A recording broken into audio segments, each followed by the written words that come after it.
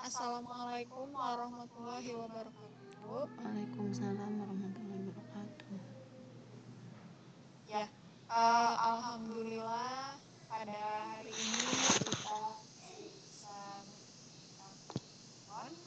Pertama-tama, perkenalkan saya Zafira Zuardian dari SMN. Eh, yang akan menjadi presenter sekaligus yang akan memaparkan materi tentang bahaya video game ini oleh Ibu Dina Mardiana SPDI dari TK Baga Ciparai, dan juga didampingi oleh moderator ada Ibu Yanti Hermayanti SPD dari SD 2 Cikarang Majalaya. Untuk mempersingkat waktu, saya serahkan kepada Ibu Yanti sebagai moderator untuk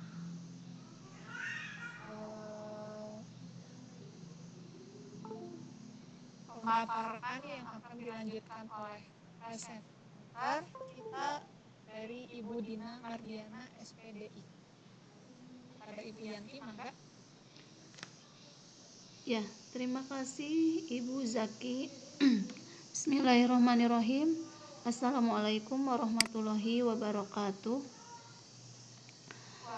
Waalaikumsalam warahmatullahi wabarakatuh. Alhamdulillah, pada pikon kali ini kita akan membahas tentang bahaya video game pada anak. Sebelum pemaparan dilanjutkan, perkenankan saya memperkenalkan atau membacakan kurikulum vitae dari presenter kita kali ini. Beliau bernama lengkap Dina Mardiana SPDI. Tempat tanggal lahir Tasikmalaya 18 April 1981. Beliau menempuh pendidikan S1 PAI di STAI Sabili dan masa kerja sebagai guru TK hingga saat ini sudah 18 tahun. Dan saat ini juga beliau menjabat sebagai Ketua Komunitas Guru TK Kecamatan Ciparai. Bahaya video game pada anak akan dikupas tuntas oleh Ibu Dina Mardiana sebagai presenter supaya kita mengetahui apa saja bahayanya sehingga kita semua terhindar dari bahaya tersebut. Untuk mempersingkat waktu, saya persilakan Ibu Dina memulai pemaparannya. Silakan Ibu Dina. Terima kasih Bu Yanti dan Bu. Apakah suara saya ada sekarang Bu? Ada Bu. Suara saya ada? Ada. Bismillahirrahmanirrahim. Assalamualaikum warahmatullahi wabarakatuh. Waalaikumsalam warahmatullahi wabarakatuh. Selamat sore Bapak dan Ibu Ustaz. Alhamdulillah kita bisa bertemu kembali di Pikon sesi ke-6. Insya Allah saat ini, Pikon kali ini saya akan membahas tentang bahaya video game pada anak. Sebagaimana kita ketahui, sekarang itu zamannya era digital, jadi kita tidak bisa lepas dari yang namanya handphone atau gadget ya, Ibu. Nah, ada dampak negatif dari penggunaan gadget atau handphone tersebut. Pada saat sekarang, mendidik anak itu mengalami banyak tantangan yang lebih berat dibandingkan pada zaman dahulu. Karena mungkin terjadinya pergeseran rasa kebahagiaan pada anak sekarang ini, makanya diperlukan sekali sekarang itu penanaman pendidikan karakter sejak dini.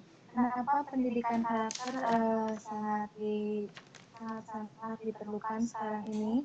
Di antaranya karena banyaknya terjadinya tawuran antar pelajar.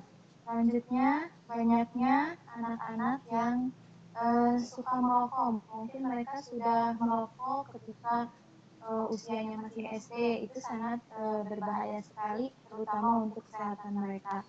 Selanjutnya, yang ketiga, maraknya penggunaan obat-obatan terlarang. Selain itu, naiknya angka kriminalitas di mana sekarang banyak ditemui ya anak-anak yang sudah berani mencuri. Kadang beberapa waktu yang lalu SMP yang berani sungguh mirisnya. Sekarang itu sudah angka kriminalitas begitu tinggi ya. Selanjutnya ada banyaknya siaran TV atau tontonan yang tidak mendidik ya Bapak Ibu, banyaknya situs-situs yang kurang baik untuk anak-anak. Selanjutnya banyak adanya penurunan hormat pada orang tua dan guru. Jadi anak-anak sekarang itu kurang sekali rasa hormatnya baik terhadap guru maupun terhadap orang tua. Kalau dulu kan kita itu kalau ketemu guru sangat segan sekali, tapi untuk anak-anak sekarang mereka kadang cuek, seperti tidak kadang kalau bertemu di jalan seperti tidak kenal dengan gurunya. Selain itu adanya pergaulan seks bebas. Selanjutnya ada terjadinya pornografi ya itu. Nah, Ibu, itu beberapa alasan mengapa pendidikan karakter itu mungkin sekarang sangat-sangat penting. Selanjutnya, nah untuk sekarang itu sudah terjadi pergeseran nilai kebahagiaan pada anak-anak, di mana zaman dulu, jika zaman dulu anak-anak itu berbahagia ketika mereka bisa bermain di luar rumah bersama teman-temannya. Mereka akan merasa bahagia. Tapi untuk sekarang itu mereka lebih bahagia jika mereka bisa bermain dengan melalui gadgetnya atau HP-nya.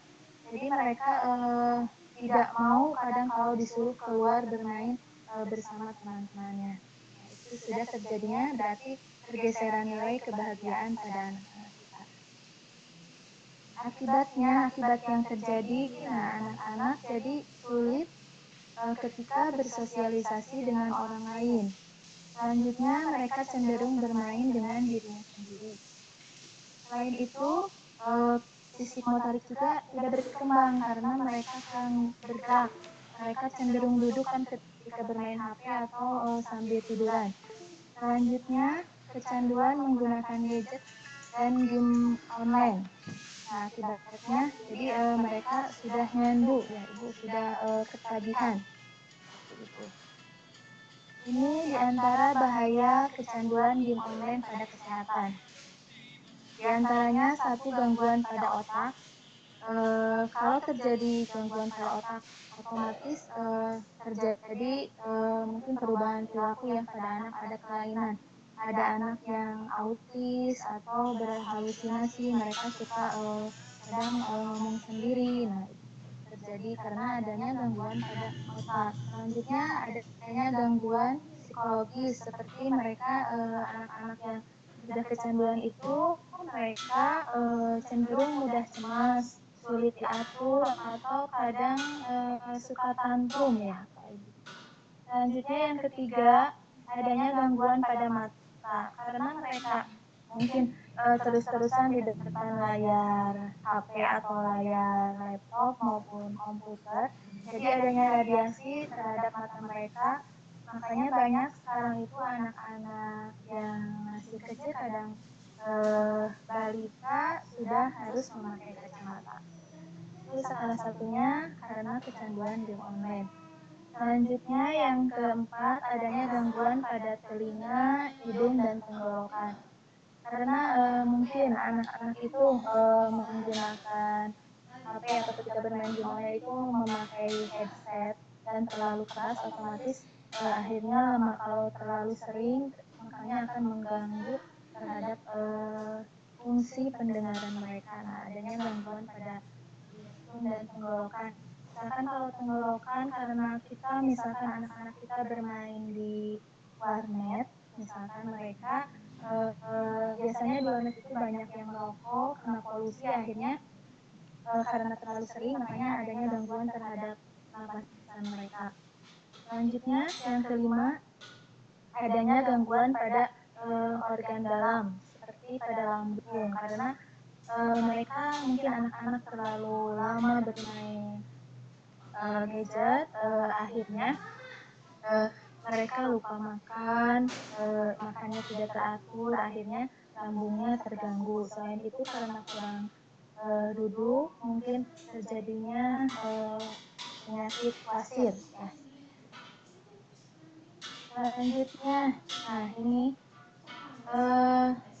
sebenarnya pada dasarnya semua anak itu lahir dalam keadaan fitrah, suci, semuanya dalam keadaan baik, tergantung lingkungan yang mempengaruhinya, seperti keluarga, sekolah, dan masyarakat. Jika lingkungan keluarga, sekolah, dan masyarakatnya baik, maka anak akan tumbuh dengan baik. Seperti sebutir biji ya, bila kita terus kasih pupuk, kasih disiram dengan baik, maka akan tumbuh dengan baik. Dan sebaliknya, jika dibiarkan bebas, maka otomatis akan kurang baik.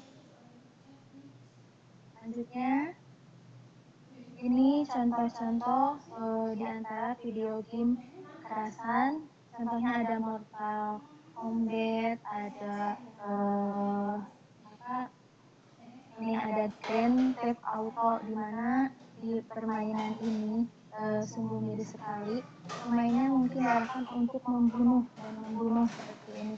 Ini akan sangat berpengaruh terhadap psikis anak ya. Dan yang satu lagi, ini yang kedua, mungkin di sini ditunjukkan bagaimana seorang menyiksa. Jadi ini sangat berbahaya sekali anak-anak.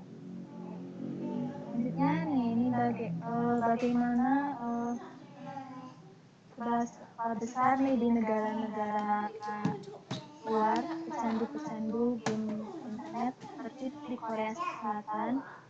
Ini ada kurang lebih 2 juta pecandu game internet dan diantaranya 210.000-nya merupakan pecandu berat.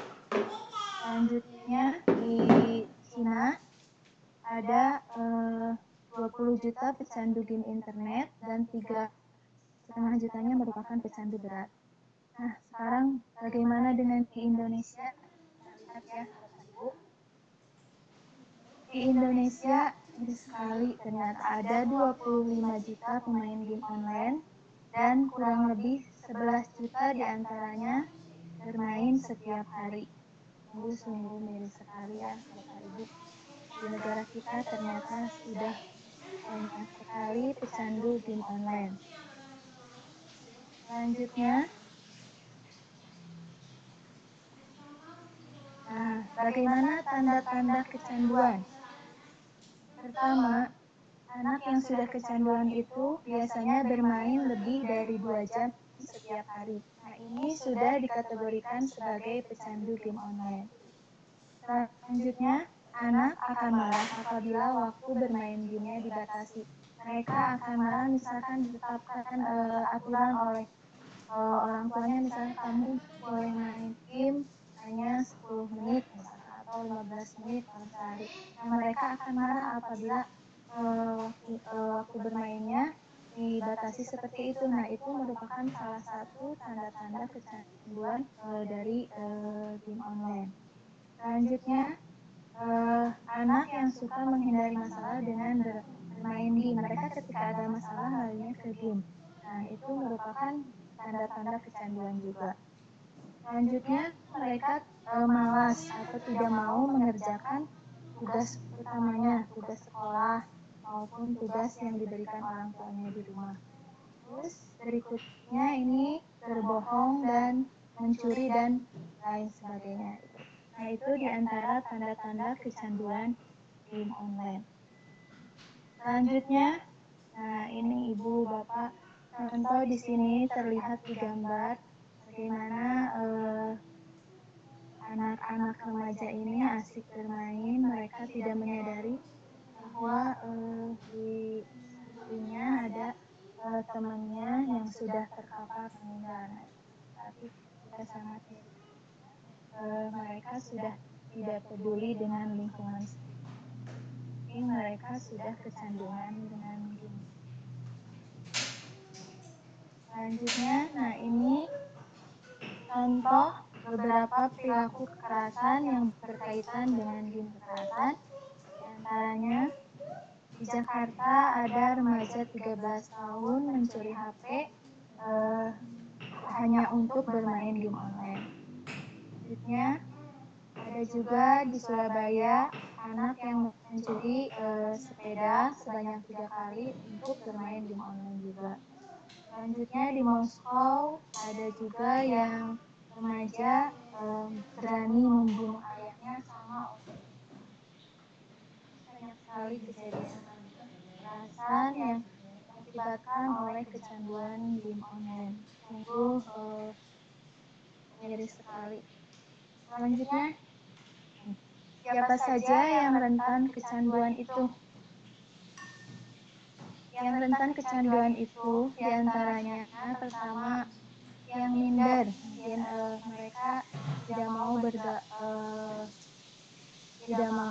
bergaul dengan teman-temannya karena mungkin salah satunya seperti Tasya, akhirnya mereka lari ke game online.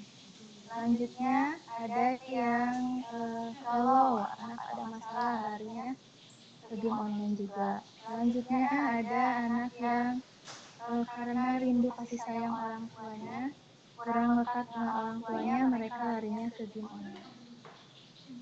Anak-anak yang rentan kecanduan itu anak-anak yang seperti ini, diantaranya yang minder, galau, dan kurang perhatian. Selanjutnya ada lagi sebetulnya yang lebih berbahaya dari kecanduan game online itu, yaitu kecanduan pornografi ya. Di mana sekarang ini hampir 50% dari anak usia 14 sampai 19 tahun sudah berani melakukan itu. Nah, ini semua berawal dari pornografi. Nah, ini di antara negara-negara pengakses video porno terbesar di dunia, Amerika Serikat ada di urutan kedua Jepang, ketiga Kanada, keempat Indonesia, kelima Turki, keenam Spanyol, ketujuh Cina. Ini sungguh miris sekali ketika kita sebetulnya di negara kita itu mayoritas beragama Islam. Ternyata negara kita adalah negara keempat pengakses video porno terbesar di dunia. Selanjutnya ini mungkin ini bentuk-bentuk otak pecandu dari pornografi. Hampir sama dengan otak yang sebelah kiri ada otak yang normal, ini bentuknya ada bolong-bolongnya. Terus yang kedua ada otak heroin, ada bolong-bolongnya. Makanya orang yang pecandu heroin cenderung mungkin perilakunya tidak normal. Selanjutnya ada otak pecandu pornografi sama bolong-bolong juga. Nah, berarti otak pecandu heroin dan otak pornografi itu hampir sama ya, Bapak Ibu. Otomatis mungkin dari bentuk otaknya juga sudah rusak, otomatis perilakunya juga sudah tidak normal. Selanjutnya ini ada tahapan kecanduan pornografi. Tahap 1 diantaranya 1 terpampang pada usia muda. Jadi mulanya mereka hanya melihat mungkin dari gambar sekilas. Dan yang kedua ada adiksi. Tahap adiksi di mana mereka ingin melihat terus penasaran ya. Terus yang ketiga eskalasi. di mana adanya peningkatan kuantitas dan kualitas, di mana anak jadi lebih sering melihat tayangan-tayangan pornografi. Selanjutnya tahap 4 ada desensitisasian, yaitu di mana ada titik jenuh. Mereka penasaran, ingin melakukan, jadi tidak ada kepuasan, hanya menonton saja, melihat saja. Akhirnya yang kelima, naudzubillah mendalik, mereka mempraktekkan secara nyata. Cara 5 tahapan kecanduan pornografi ya. Selanjutnya, sebenarnya di mana anak-anak kita dapat mengakses pornografi tersebut ya. Kita lihat. Yang pertama, mereka mungkin sering melihat di buku cerita atau komik anak ya. Di mana di buku komik itu sering disisipkan gambar-gambar seperti misalkan ada yang sedang berpelukan, lawan jenis antara anak laki dan anak perempuan seperti itu. Terus yang kedua ada juga di film untuk anak dan remaja, misalkan di sinetron-sinetron yang umumnya sekarang itu kebanyakan tentang percintaan. Nah ini otomatis akan mengarah terhadap pornografi ya. Yang ketiga adanya lagu-lagu yang beredar di masyarakat. Lagu-lagunya kurang ini mungkin ya, seperti ada yang lagu tentang selingkuh, terus lagu tentang hamil duluan, kan itu image-nya kurang baik ya Bapak Ibu. Yang keempat selanjutnya adanya di game, dan yang kelima adanya situs-situs porno yang gampang diakses di internet ya. Ini nah itu jadi anak-anak kita mendapat tayangan pornografi itu dari seperti dari buku, film, lagu, game, dan situs-situs porno. Selanjutnya, bagaimanakah gadget itu sebagai musuh ataukah sebagai teman? Satu bersama, misalkan kita temani anak-anak kita bermain gadget bersama. Selanjutnya, jadikan anak sebagai sahabat. Jadi ketika kita ngumpul itu jangan asik dengan gadget masing-masing, tapi kita lakukan kegiatan bersama. Selanjutnya, yang ketiga, ingatkan. Jadi kita jangan bosan selalu mengingatkan anak untuk melakukan tindakan yang positif. Terus yang keempat, alihkan anak untuk tidak selalu bermain gadget dengan melakukan aktivitas yang positif ya. Selanjutnya, bagaimana peran kita sebagai pendidik dalam mengatasi bahaya dari game-game ya. Yang pertama, membacakan buku-buku pendidikan karakter. Sekarang sudah banyak beredar buku-buku. Yang kedua, mengajarkan pendidikan karakter di pembelajaran. Jadi selalu di setiap pembelajaran, setiap hari minimal satu pendidikan karakter yang ingin dicapai disebutkan ya Bapak Ibu. Terus yang ketiga, berikan contoh perbuatan baik secara konsisten. Jadi apalagi untuk anak usia dini, mungkin anak usia dini itu masa meniru. Jadi contoh yang baik akan melekat pada diri mereka ketika kita melakukannya secara terus-menerus dan konsisten. Selanjutnya, yang keempat, beri asesmen dalam bentuk pujian ke anak. Jadi selalu ketika mereka melakukan kebaikan, jadi selalu memberikan reward ya Bapak Ibu. Jadi sekecil apapun perbuatan baik yang mereka lakukan, kita harus selalu memberi apresiasi kepada mereka agar mereka lebih bersemangat lagi dalam melakukan hal-hal yang baik. Selanjutnya, emosi positif ke anak didik. Saya selalu memberikan semangat, itu rasa percaya diri kepada anak. Itu peran kita sebagai pendidik. Nah, terkait emosi positif merupakan senjata ampuh dalam mungkin salah satunya dalam mengatasi bahaya dari pornografi maupun video game. Jadi selalu berikan kebahagiaan kepada anak-anak kita, berikan semangat, terus rasa percaya diri yang tinggi, hargai apa yang mereka lakukan, berikan kasih sayang eh, dan cinta, terus selalu peduli dengan mereka. Dengan begitu, mereka akan tumbuh menjadi pribadi-pribadi yang mempunyai etos kerja yang tinggi, disiplin tinggi, mandiri, tanggung jawab, jujur, amanah, dan rendah hati. Nah, itu akan membentuk generasi-generasi di abad 21 itu generasi yang memiliki karakter yang good. Seperti itu Bapak Ibu. Penanganannya, terus bagaimana penanganannya untuk eh, anak-anak yang kecanduan itu? Pertama, mungkin tanamkan nilai agama ya. Ini nilai agama itu yang pertama dan utama. Terus yang kedua, berikan kasih sayang sebesar-besarnya. Jangan sampai anak-anak kita karena kurang kasih sayang pelariannya ke hal-hal yang negatif. Terus yang ketiga, selalu adanya pengawasan konsisten. Terus yang keempat, adanya komunikasi positif dengan anak-anak kita. Selanjutnya, hindari anak terpapar atau yang berikutnya untuk pemerintah, mungkin pemerintah adanya program penangkal pornografi. Itu Bapak Ibu.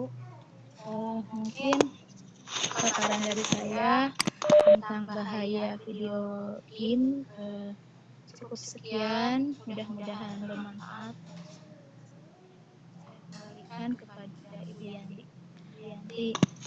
Ya, terima kasih Ibu Dina atas paparan materinya yang luar biasa ya, sangat bagus, sangat memberikan manfaat kepada kita semua, membuka mata kita mungkin yang selama ini menyepelekan, yang penting anak asyik gitu ya dengan gadgetnya tanpa tahu bahaya yang mengancam sangat luar biasa gitu ya, sangat sangat berbahaya sekali. Mungkin yang tadi sudah berikut kesimpulannya tidak Bu Dina? Belum. Ya, karena apa? Video game ini gitu ya, selain merupakan hiburan, tetapi jauh daripada itu banyak juga video game yang mengandung unsur kekerasan dan pornografi yang yang rentan sekali untuk ditiru gitu ya. Sangat terbuka sekali peluang anak-anak atau orang dewasa sekalipun untuk meniru apa yang ada dalam video tersebut. Nah, ini mungkin yang menjadi bahayanya. Ya. Selain itu juga yang sudah tadi seperti yang sudah tadi dipaparkan, sangat bahaya juga terhadap perkembangan fisik dan psikologis dari anak yang terlalu banyak atau terlalu sering bermain video game. Sebelum saya tutup dan saya kembalikan kepada host, silakan Ibu Dina untuk menyimpulkan materi ini secara garis besarnya. Silakan. Terima kasih untuk menangani bahaya video game dan pornografi pada anak-anak kita, mungkin diperlukan adanya kerjasama antara orang tua di rumah, guru di sekolah, dan lingkungan masyarakat dengan menerapkan aturan-aturan yang konsisten. Mungkin kalau di rumah misalkan adanya aturan dari pembatasan waktu lamanya bermain game. Terus kalau di sekolah guru berupaya selalu menanamkan pendidikan karakter pada anak-anak kita.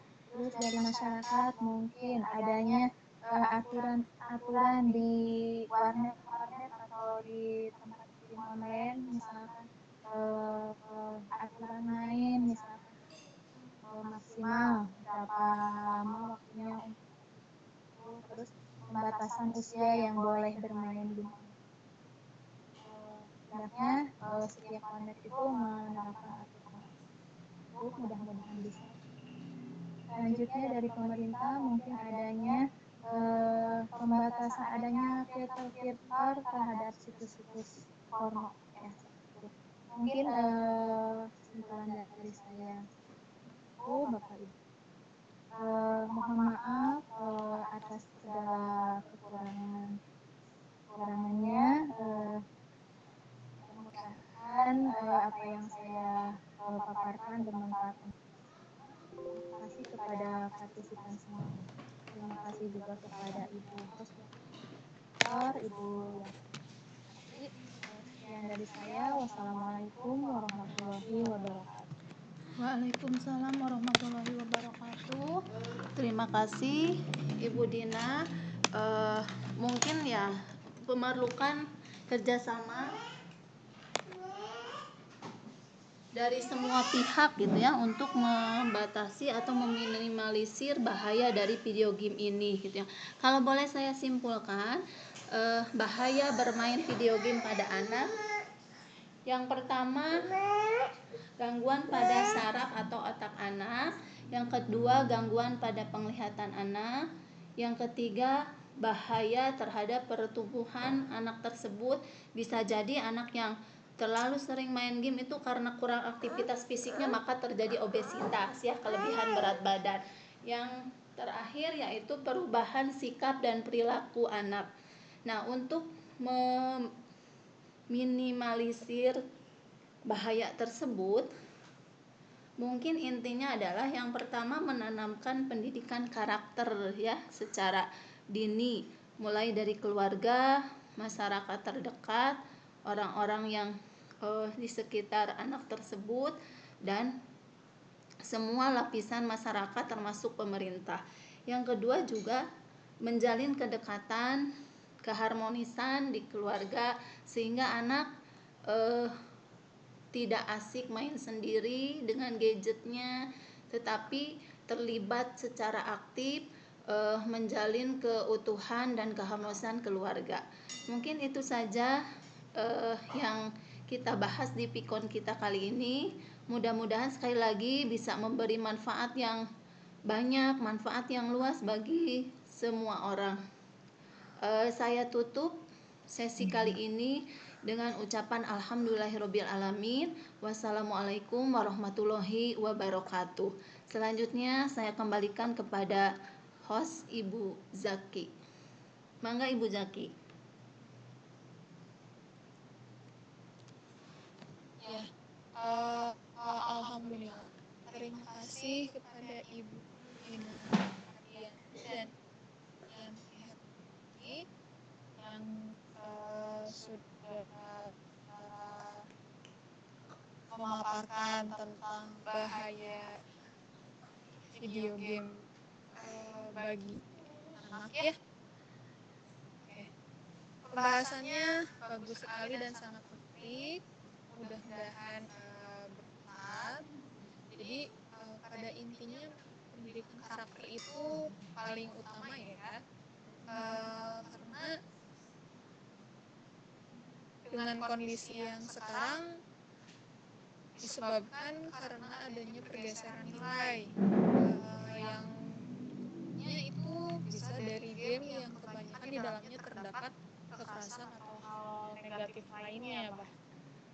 Kemudian kecanduan game pun persis seperti pecandu narkoba ternyata, karena tanda-tandanya hampir sama, seperti mudah marah jika dibatasi penggunaan gamenya. Kalau mungkin pecandu narkoba dia marah karena ketika dia gelisah tidak menggunakan obat-obat terlarang tersebut. Kemudian tidak peduli dengan lingkungan sekitar, maupun contohnya seperti di sekolah ataupun di rumah. Dan bahayanya pun bukan hanya kerusakan organ tubuh, juga mempengaruhi sosial anak terhadap lingkungannya juga.